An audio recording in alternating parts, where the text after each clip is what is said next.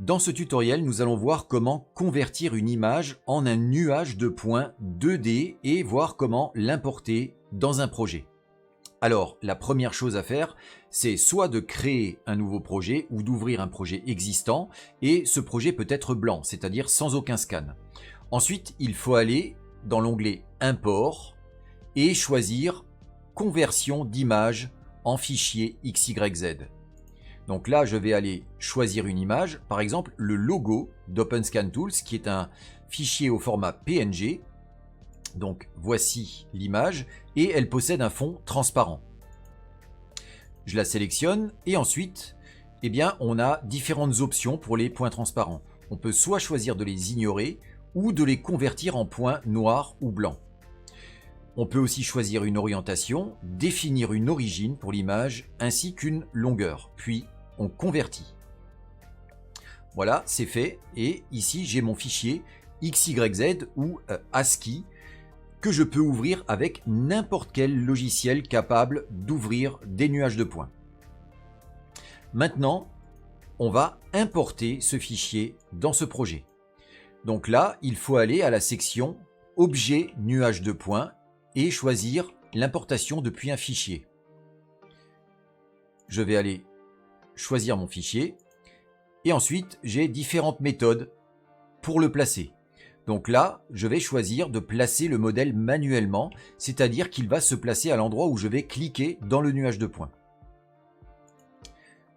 J'applique, je valide et là, je vais cliquer quelque part dans le nuage de points et on voit que mon image a été importée sous la forme d'un nuage de points en 2 dimensions.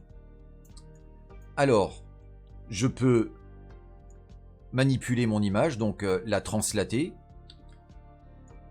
faire une rotation, également faire une extrusion avec les flèches, ou bien changer l'échelle. Voilà, et donc ça permet de très rapidement importer une image, par exemple le logo de votre entreprise, que vous allez pouvoir ajouter dans votre nuage de points pour, par exemple, le signer. Maintenant, on va importer une image un petit peu plus conséquente. Donc là, je retourne dans la conversion d'image et je vais choisir ce fichier. Je vais choisir une orientation plutôt verticale et je vais lui donner une longueur de 2 mètres. Puis, je convertis.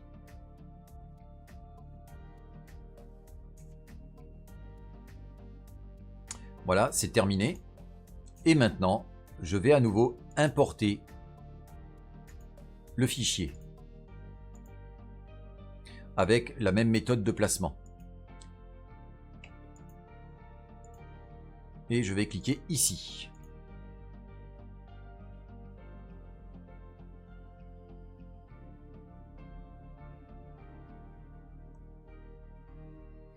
Donc là, mon fichier a bien été importé.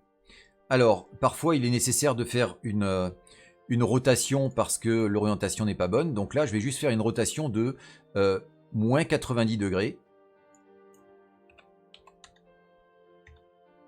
Voilà. Et je vais, par exemple, changer d'échelle.